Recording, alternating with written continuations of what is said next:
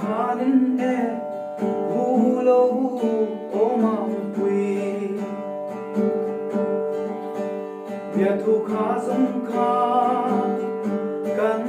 india ma ka don lung ru zong a hlim thi ma se leng dam min bel san le mai si hulo pui mo ka lo tun che ki ka tua rang a na lua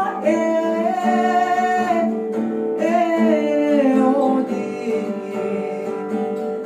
hulo nang vang mo na vang ka lo tra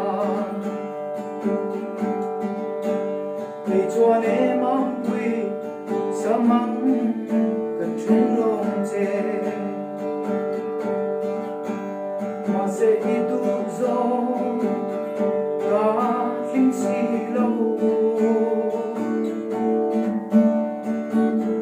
y lung tung tu chu pom la e korea lung le ka ba ve ma na hulo pui mo ka lo tun che ki ka tua ran a na lua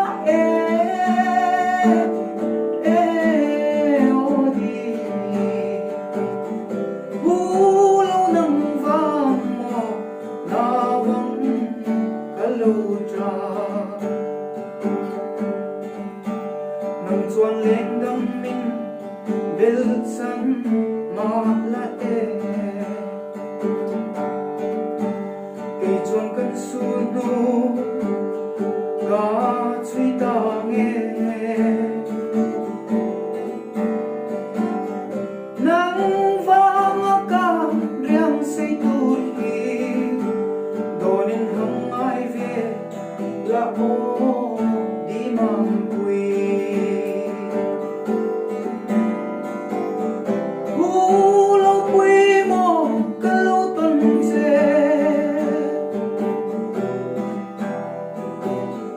ki ka tua